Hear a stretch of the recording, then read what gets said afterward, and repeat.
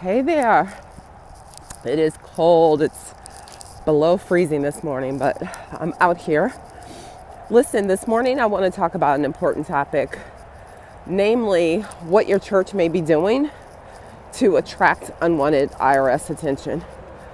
Sometimes I see churches publicizing big events, big things you may be doing, and we're all for out here being great, right?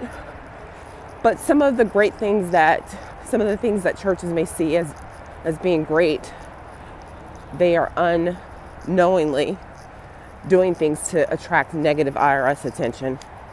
Let me give you a couple of examples. So, one of the interesting things that churches are doing, which again, I see where you're coming from.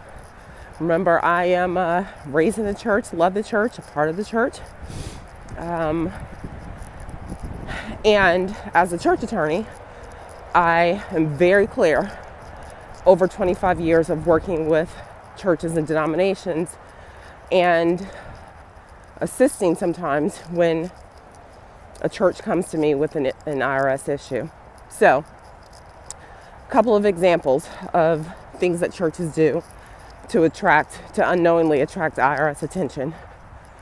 One is these big giveaways.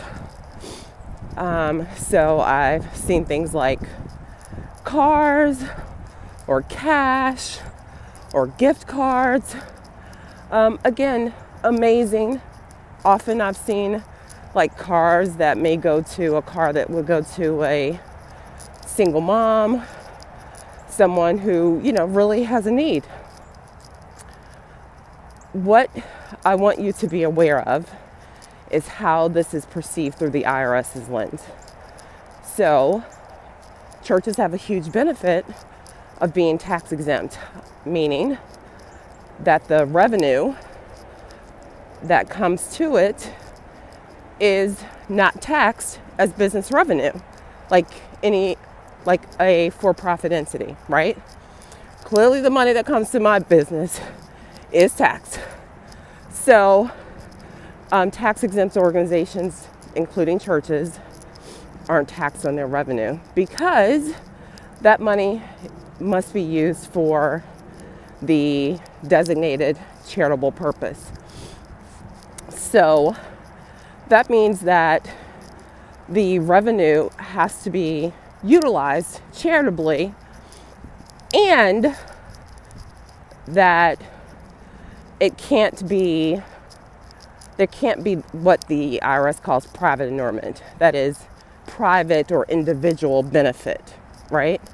So we have to be very careful when an individual is receiving a significant benefit from the organization, from that tax-exempt money that comes into the organization.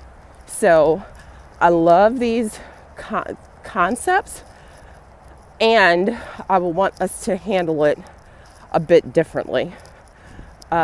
So, for example, maybe we want to encourage a collective giving, recognizing that it is for a good purpose, and that maybe those gifts to the church can be utilized for a specific purpose. So I'll probably want to go into that a little bit more in another video, but I'll just focus right now on what those flags can be for the IRS when you do these big giveaways. Another example is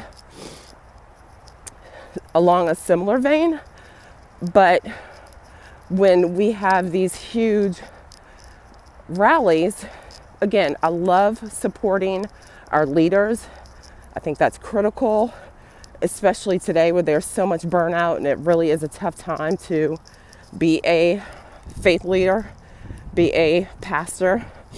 But when we are giving suitcases of cash or big gifts to our church leader, that's outside of, regular, appropriate, designated compensation.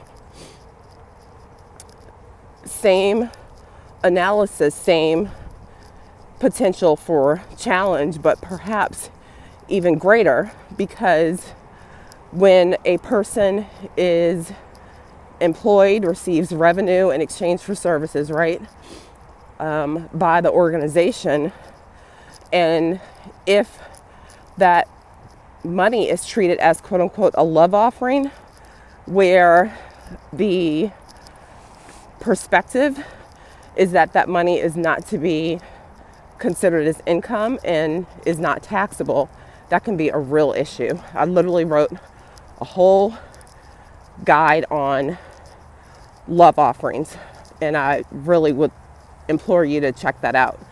It's actually something that is a bonus that's available right now when you come on board for the Faithful Foundations membership. We address all of these compliance concerns that can get churches in trouble. And I want you to continue to be great, serve the kingdom. We want to just raise and edify the name of Jesus and not find ourselves in difficult, unnecessary challenges. All right, so that's the area I wanted to cover today. Stay warm. Bye. Got my gloves on so I can't hit stop.